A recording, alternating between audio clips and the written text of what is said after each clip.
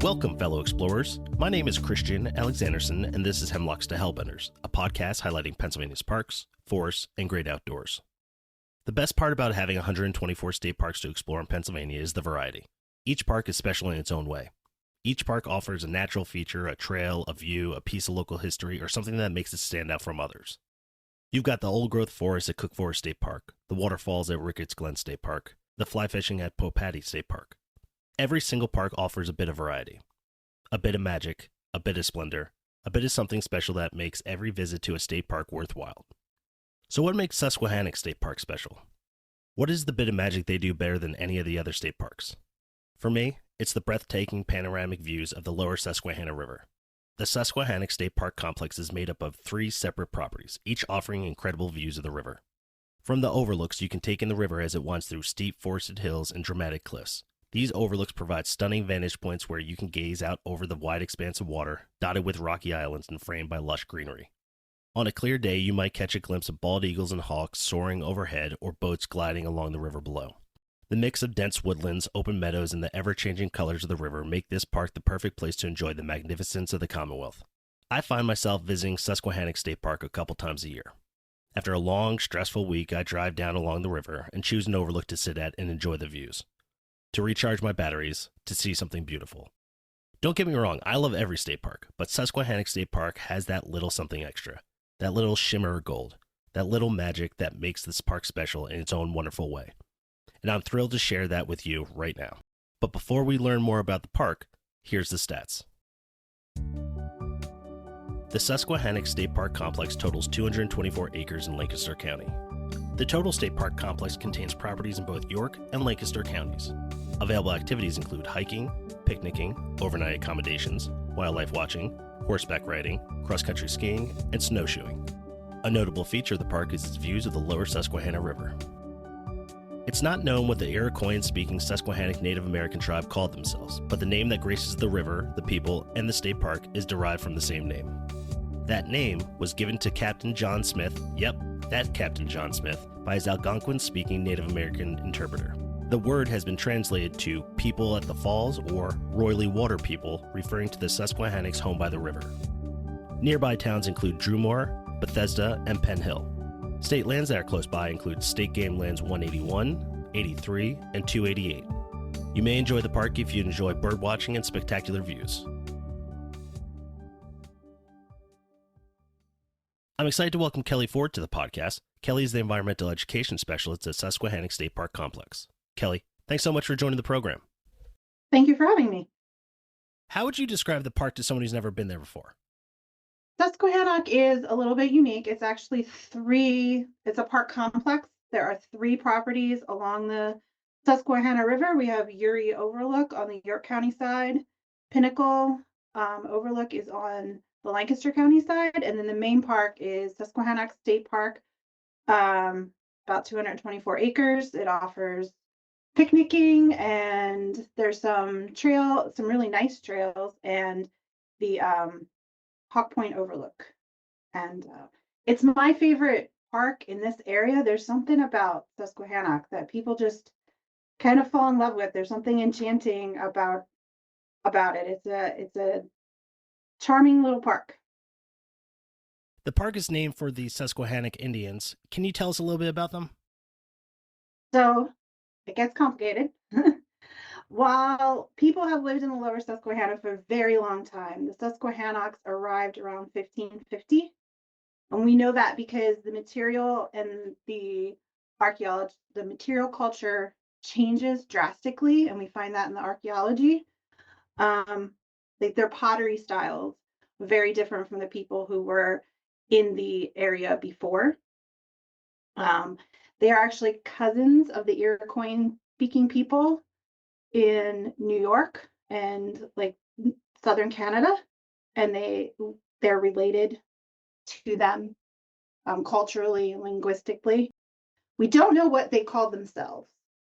The word Susquehannock in 1608, Captain John Smith was exploring the Chesapeake Bay. He never got past where the Conowingo Dam sits now is a fall line. So he never got past that fall line, but he did meet a group of Susquehannocks there, And he had an Algonquian, a different language group speaking guide with him, and they introduced them as the Susquehannocks, or the people of the river. He was very impressed with them. He said they were tall like giants, and they had these big booming voices. We know from archaeology they were about 5'8". Captain John Smith was about 5'2". So they were probably, so if you're 5'2", 5'8" looks big, I guess. They would have lived in this area. They had towns of a thousand to a couple thousand people that they moved every 20 to 30 years. They practiced Three Sisters agriculture. They collected mussels. They net fished. They would net fish for shad. They would use the eel weirs to fish for eel in the fall. So that's who they were as a nation. We don't really know a lot about them, but in 1550, sitting along the Susquehanna was a great place to be for trade. You had the Dutch to the north, the Swedes to the east, and the English to the south, and all of the furs up in the north. And your cousin, your Iroquois speaking people, all the way up to those good northern furs. So they did very well for a short while, but quickly the pressures from European moving in and disease took their toll. They had a series of conflicts between the Susquehannocks and the Iroquois Confederacy, the Five Nations of the Iroquois Confederacy. And historically, those are called the Beaver Wars. They're getting a new look. Historians are looking at them those conflicts a little differently now, and talking about the Morning Wars, because the Iroquois Confederacy had a tradition where if they went to war with someone and they took prisoners of war, they absorbed them into their nation. So it might have been a way to keep going. They were also losing people to conflict and to disease, and to keep their population up and their people going. That might have been part of it. And part of it was probably for control of the trade as well. So it's complicated. I think people really think that before Europeans got here that the Americas were very static and simple, but there was always politics and all that always going on, and it wasn't stagnant. It was dynamic and moving, and these people had their own politics, and the Europeans just added to that complexity and the pressure. So by 1675, they fall to the Five Nations, and they are no longer a nation. They're no longer a cohesive people. Later, some Susquehannocks, along with some Seneca and other Iroquois people, come back to Pennsylvania, and they settle along the Conestoga River. It's a very small settlement. They mind their own business pretty much. They trade with the people in Lancaster, and in 1763, Chief Pontiac attacks Fort Detroit, which they're now known as the Conestoga Indians on the Conestoga River.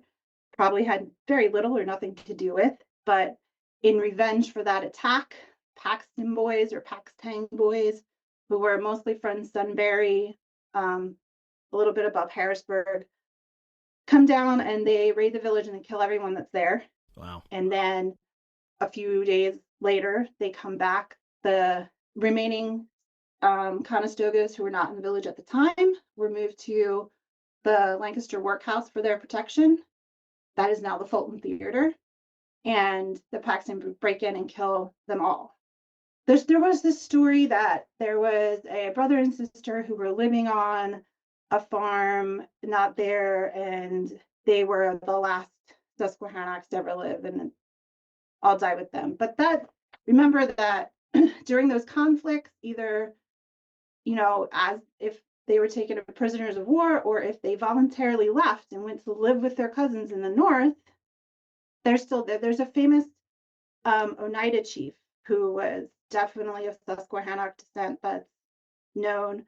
But there are still people in the world who have claimed Susquehannock heritage. And in this area, there's a group called Circle Legacy Center, and they are active in educating about the the culture, about the Iroquoian culture and the Susquehannock. Susquehannock State Park is unique because it has 3 separate pieces of property along the Lower Susquehanna River in York and Lancaster counties. What can visitors experience at these different properties? Well, what ties all of those parks, those properties together is the views. They all have amazing views of the river. Pinnacle has kind of an upriver view, and the Conestoga Trail runs through that. I forget, and it's the best. The Lower Conestoga Trail is the best part of the Conestoga Trail. It's it's beautiful, and it's deep. And then there's Uri Overlook, which is on the York County side, and the Mason-Dixon Trail runs through that property and gives you access to Otter Creek Preserve, which is absolutely gorgeous. Hawk Point Overlook at Susquehannock State Park is one of my favorite vistas in Pennsylvania. What will listeners see if they visit? Hawk Point is one of my favorite places to be. I tell people if they stay an hour or so and they pay attention, they will see a bald eagle. Oh, wow. The trick is to pay attention. You have to be looking around and not on your phone. There is actually a nest right off the point that during nesting season, I take a spotting scope up there and we watch the eaglets grow up. Last year, that pair had 3 triplets. That was fun to watch. You'll also see ducks, hawks, geese, vultures. There's vultures there every day if you're a vulture fan. Plenty of vultures. Occasionally, we see in Farragut falcon. And the cool part about it is they're often, all of these birds are often below you because you're so higher up off the river. I've watched the eagles fish and pull fish off of the river. It's pretty cool. You can also see Peach Bottom Nuclear Power Plant there. And that's downriver. And if you look upriver, you'll see the Norman Wood Bridge that 372 goes over and the Holtwood Dam. From Hawk Point Overlook, visitors can spot Mount Johnson Island, the world's first bald eagle sanctuary. What are some of the other interesting island visitors people can see? You go upriver a little bit on the Overlook Trail. You can see Upper Bear and Lower Bear Islands, which are just beautiful. There's an island right in front of the Overlook that's called Beach Island, and there's a party there every weekend in the summer. You can't really see it because it's right in front of the park. Is also Sicily. You can't see it because it's right in front of the Overlook. Mm-hmm. There's also Sicily Island, which was mentioned as a point on the Underground Railroad, like coming up from Maryland to there's a very famous abolitionist who lived in Drew Moor, and the island was a way to get off the river and then up to his house. What are the best times of year to see bird migrations at the park? So if you're really into birds and you know your wobblers from each other, which I'm still working on, the wobbler migration in the spring is amazing. And I enjoy the fall raptor migration in the fall. We see so many eagles, so many bald eagles. We see a lot of bald eagles. We see hawks. We see all kinds of stuff, and the best time to see either of those, especially the raptors, is in the morning, early in the morning, and then late at night. Or not at night, but at dusk, dawn and dusk. It's funny, I've been to Hawk Point Overlook several times, and every time I go, I'm like, man, I should come back here more often. Like, the views are just so wonderful, and there's always birds to see. Like, no matter, I came when it was in the winter, and I was still stunned at what you could still see, not only because of the beautiful environment, but like all the animals around it. It's such a beautiful place to visit. So the eagles are there all year round. There's some eagles that are there all year round, and it's actually easier to see their nest because they're not in their nest, but they're around. It's easier to spot them on trees because the leaves are off. I love it there. And now, let's hear from our sponsors. Are you ready to conquer Pennsylvania's wildest footpath? Join the Keystone Trails Association for an unforgettable weekend on the Mid-State Trail. Registration is now open for the Mid-State Trail Everett Region Slack Pack from May 2nd to the 4th, 2025. Sections 1, 3, and 4 of the Mid-State Trail will be covered and guided by Tony Barr, Trail Manager for the Everett region of the Mid-State Trail. Register at kta-hike.org/events. Are you looking for your next adventure? Unlock some of the best landscapes in Pennsylvania with incredibly detailed, highly curated, waterproof trail maps from the folks at Purple Lizard. They create extraordinary maps of Pennsylvania state forests for people who love to explore the outdoors. Find them in your local outfitters, bike shops, and bookstores, or visit purplelizard.com, where your next adventure begins. Refresh your love of Pennsylvania state parks and forests this spring with the Pennsylvania Parks and Forests Foundation. Stay in the know by finding events on Meetup or their website, signing up for their weekly e-newsletter, following them on social media, joining a local friends group, or accessing resources online at paparksandforests.org. Together, we can help conserve Pennsylvania's natural resources, support education, and remove barriers to an inclusive outdoor experience for everyone. Looking for a way to add some local Pennsylvania flair to your space? Check out Sister Sunflowers. They create unique stickers inspired by small local spaces that make your community shine. From quirky caves to hidden local gems, their stickers bring your favorite places to life. Perfect for your laptop, water bottle, or anywhere that needs a little hometown love. For both locals and visitors, there are stickers, magnets, prints, and more celebrating Pennsylvania's most iconic parks and forests. And for more avid explorers, there's even a hand-drawn poster to keep track of the Pennsylvania state parks and forests you've been to. Use the code HELLBENDER15 at checkout to get 15% off your first order. Support local, inspire adventure, and decorate with meaning, only at Sister Sunflowers. Shop now and celebrate the places that make your town special. All right, back to the show. Kelly, what do you love most about the park? I love Susquehanna because it feels like you went way up north and you're up in the mountains. It's the wildest place that is in an hour of my house. I've seen turkeys. Of course, there's deer. There's lots of bats. There's a very healthy bat colony down there. There's screech owls, coyotes. The park, especially the north side of the park, is really rugged and just beautiful. The whole Susquehanna, like the River Hills area, from either York or Lancaster County, you're coming over these gently rolling farmlands like it's in your head when you hear those things. And then you get to like a half a mile in the river and every hill gets really steep and there's ravines and waterfalls and all like things you wouldn't expect to find around here. And Susquehannock is a little bit of that. While there's only 5.6 miles of hiking trails in the park complex, they do offer a variety of interesting habitats and evidence of past use of the area. Do you have any trail recommendations? It depends on what you're looking for. I always say if the Park Road runs east-west. If you want a walk, the Southern Trails, the Chimney Trail, the Landis Trail are nice, gentle walks.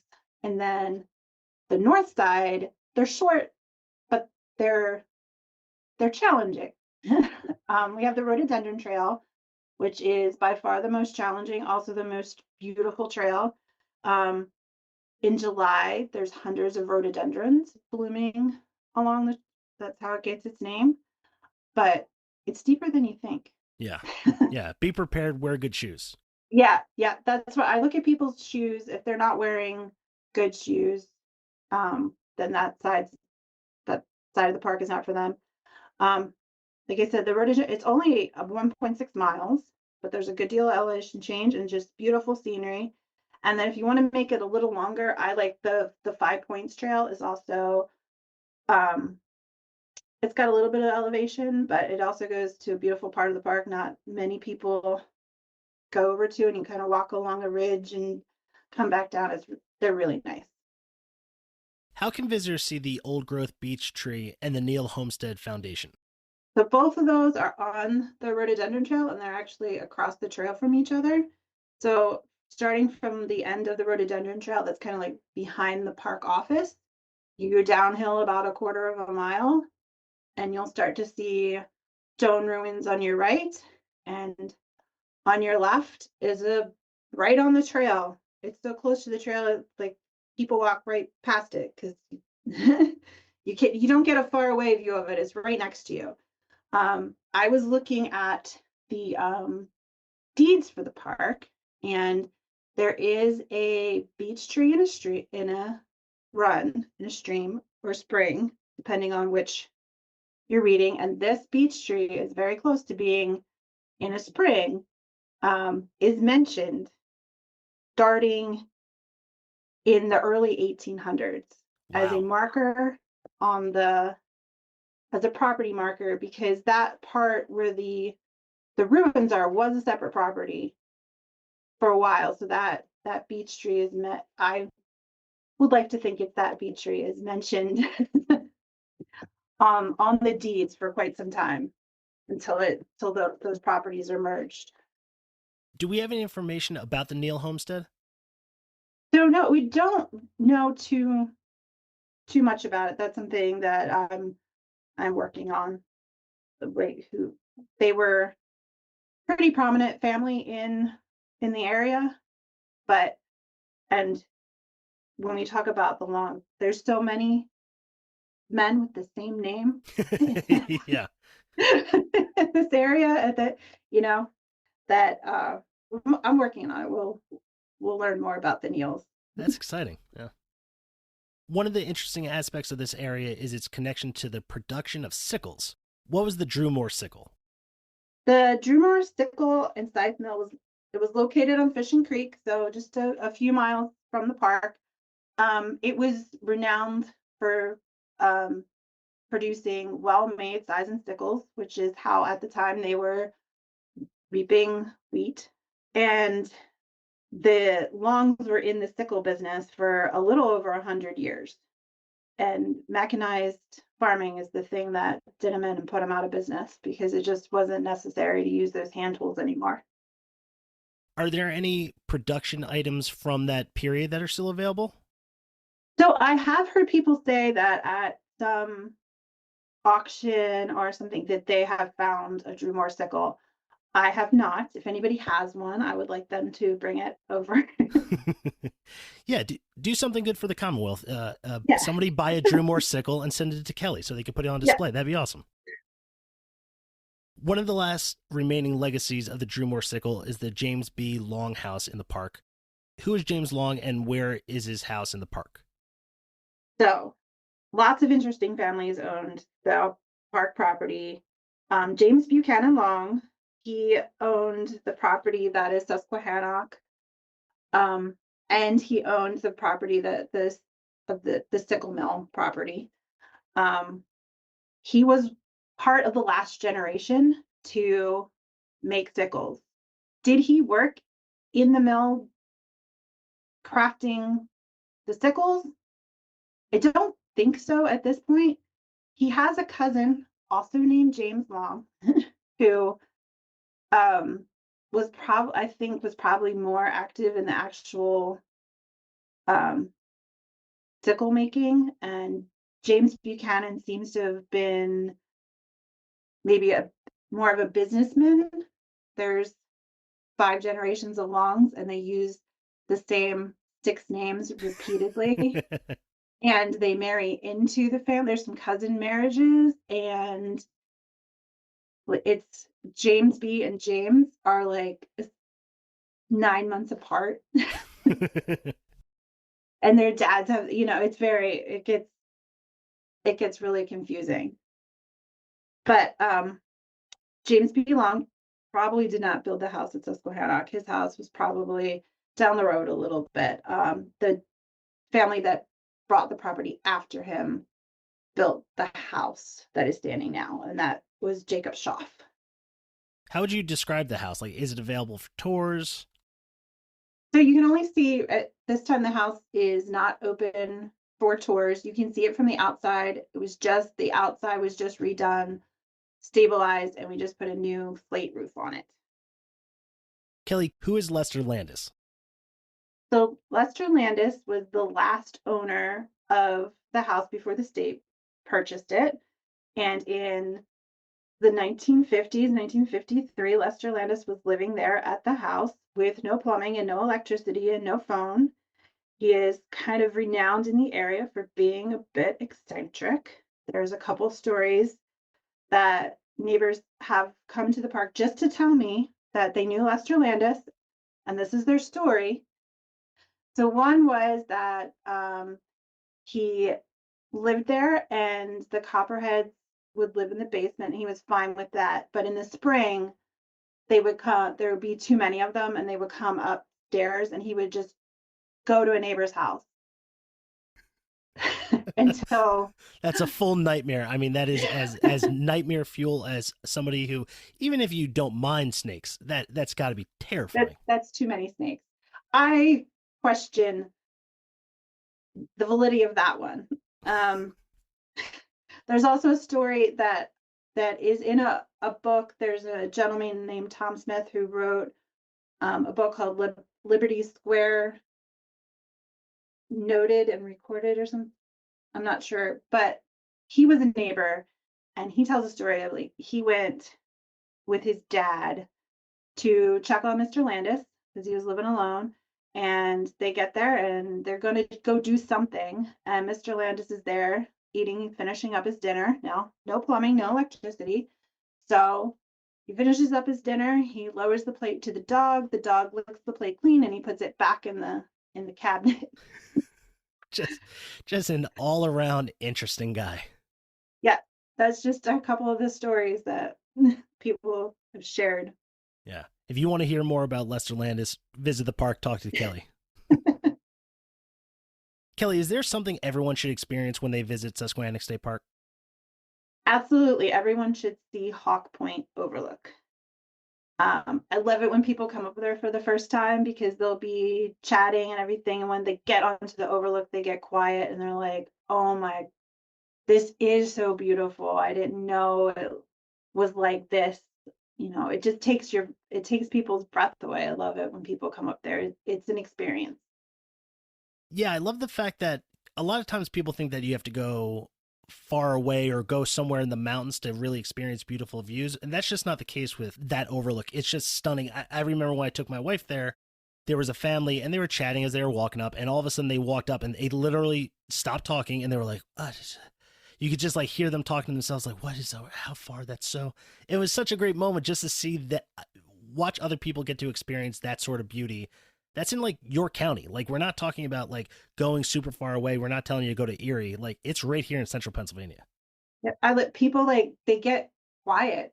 They lower their voices, and it's really amazing. I love experiencing that with people. If a visitor has a full weekend to explore the park, what would you recommend they do?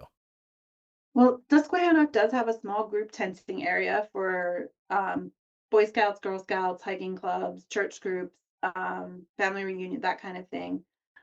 It's a small park for the whole weekend, unless you just want to sit and camp or sit and picnic and enjoy the view. There's not a lot of like active things to do in the park, but it's a great base to get out and hit those other trails. There's a boat access across the river on the York County side, so that you can go paddle up to those islands I was talking about. You paddle right up to them. Most of them are owned by, many of them are owned by Fish and Boat, so they're publicly accessible. There's maps available online so you can see which ones you're allowed on. Lots of trails, river, that kind of thing. Not a lot of fine dining.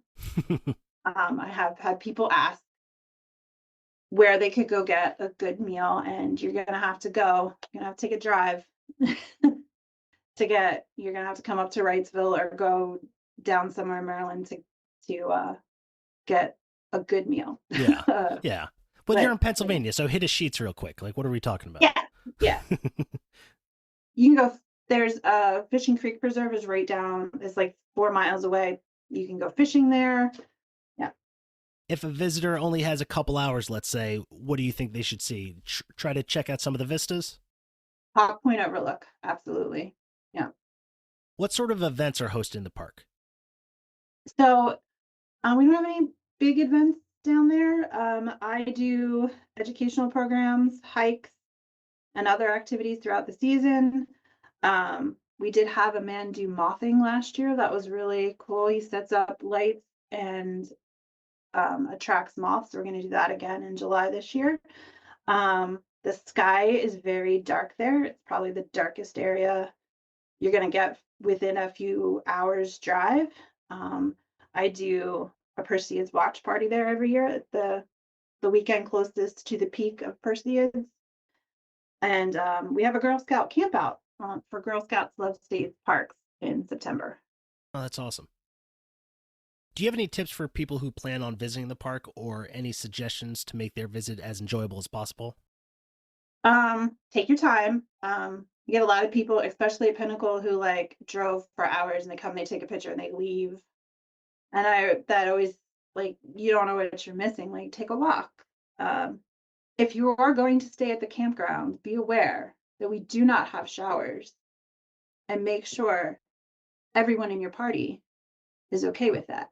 That has been an issue where someone has booked this amazing weekend and they have everything planned, and then there's part of their group who is really upset about the no showers. Always helpful tips. There's multiple ways. Just bring some cloth. Come on, what are we doing? We don't need a full shower. We're backpacking. We're camping. Yep, there's been some people who are in a lot of trouble with some family members for the. Oh, I could see it. Kelly, thanks so much for talking to us. We really appreciate it. Thanks for having me.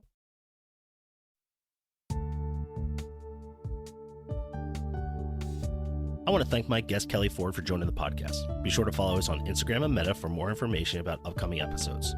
You can support the podcast by buying merch at hemlockstohellbenders.com, or you can click support this show in the podcast description to provide a monthly donation. This has been Hemlocks to Hellbenders. I'll see you out there. Hosting, production, and editing by Christian Alexanderson. Music by John Sauer. Graphics by Matt Davis.